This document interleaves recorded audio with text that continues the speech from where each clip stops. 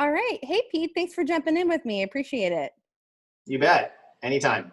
Awesome. So, just to dig in, I mean, you and the team at Centrifuge have been uncovering a lot of the long-term impacts of this pandemic and uncovering a lot of trends and implications. Can you just share a little bit more about what you and the team are finding, especially as it relates to opportunities for Cincinnati and marketers?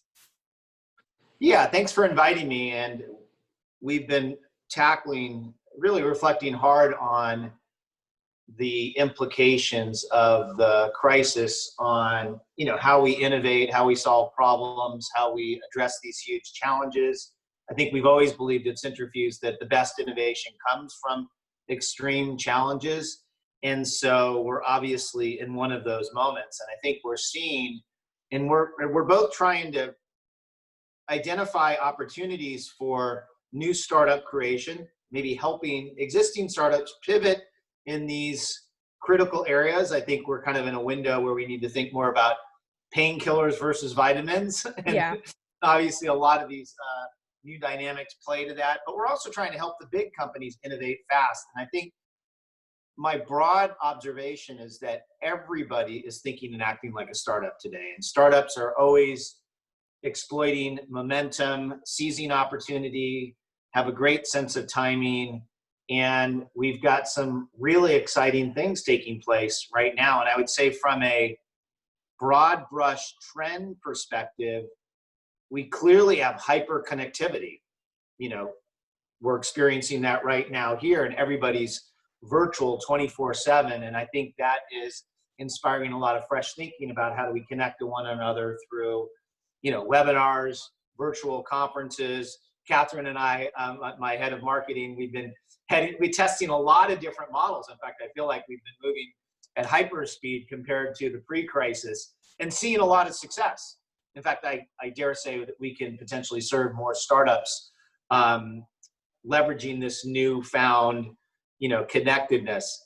We're definitely entering a world of contact-free experiences or contactless experiences. And I think that speaks to this hypersensitivity around safety, health, hygiene. And I think that's a huge opportunity space. And we've been doing quite a bit of work there. I just got off a call with a top client, and we're going very deep into that topic. We just had a very successful webinar. We're going to have a huge conference in the summer, hopefully the first one in the country that really wraps its arms around this topic holistically. We're also seeing health solutions at startup speed. I think the level of innovation on health is just mind-boggling. It's much needed. I think Cincinnati companies, hospitals are playing a big role.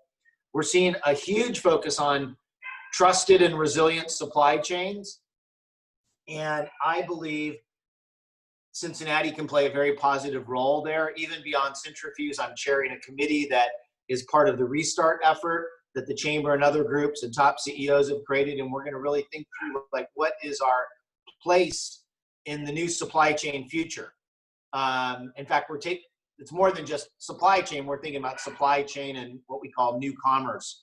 I think we're in an era where we're seeing what I like to refer to as hero flipping, where suddenly the healthcare worker, the grocery worker, the janitor, they're kind of the new heroes. And I think that opens up a lot of interesting possibilities for the future. So those are some of the broad shifts. And there's obviously a lot of tensions that need to be managed, but we're really excited to be tackling a lot of that. I think this is what Centrifuge does really well.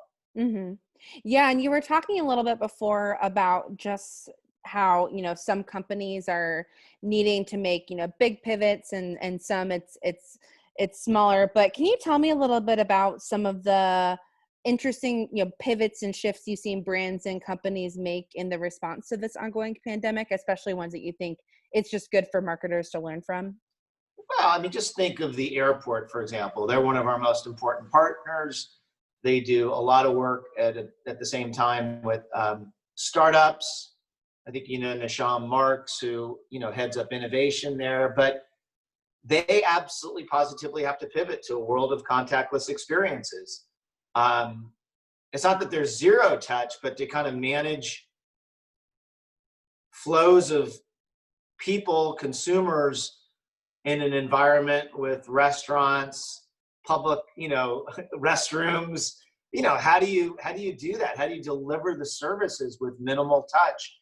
And I'd say that is one of the more ambitious challenges, but every brand has to figure this out. I mean, we're obviously, I mean, take Kroger, for example. I don't know about you, but I was marveling with my wife at how dramatic their pivot has been. I mean, they have,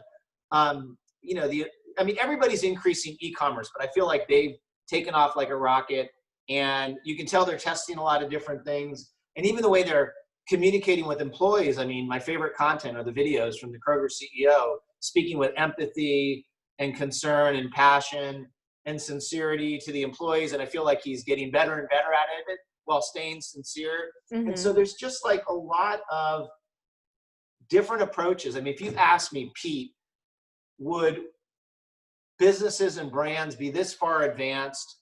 If you asked me that a year ago, I'd say no way in heck. Yeah. And really remarkable. And again, necessity is the mother of invention, and we're in an extreme crisis, and everyone has kind of found their inner startup.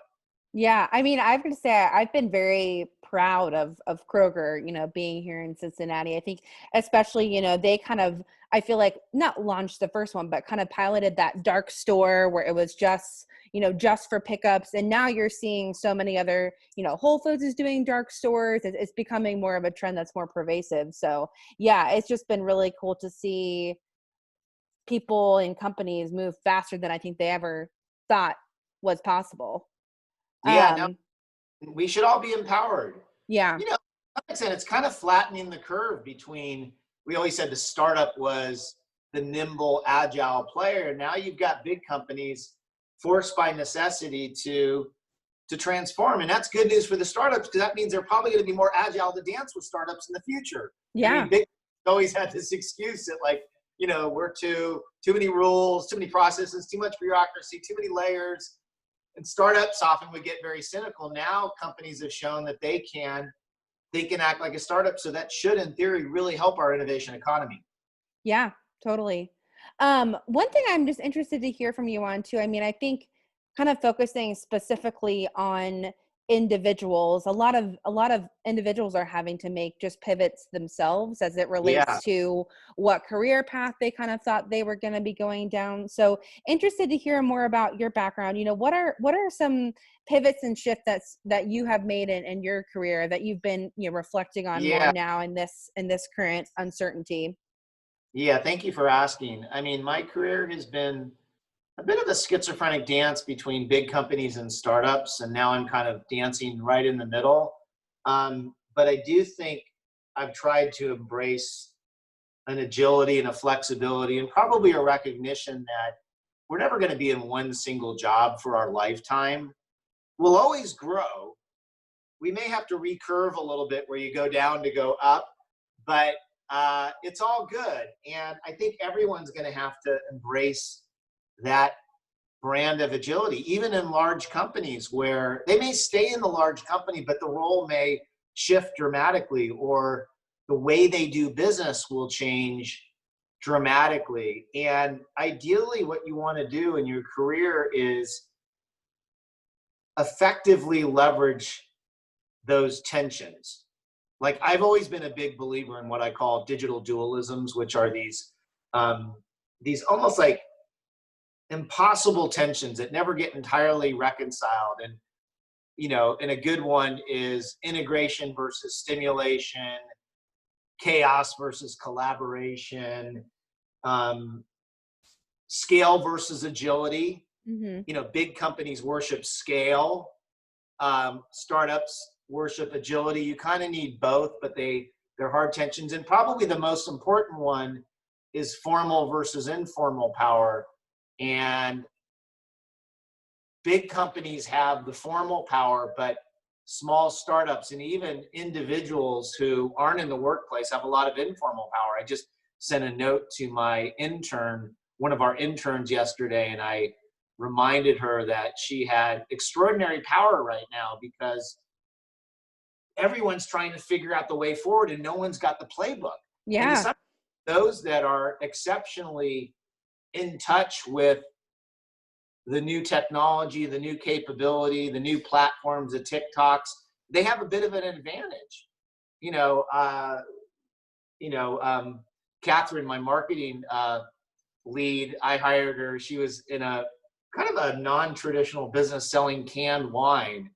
And I loved it because, oh, wow, she really has had to think, they didn't have a big budget, but they managed to get distribution and they had to drive this really interesting habit change. And so she was doing very interesting things on the social media channels. But I do think there's like an experience that's coming from not necessarily the younger generation, but the emerging segments that we can really leverage. And we need to figure out how to empower them, how to give them opportunities. It's going to be really tricky now because college kids and interns, there's very little money to spend on them, but we need to figure out ways to kind of give them opportunities. And Mm-hmm. I sent a note to my board this weekend and I said, for our young people, it could be, the summer of disappointment where opportunity was denied, but it could also be the summer of invention and Mm-hmm. co-creation.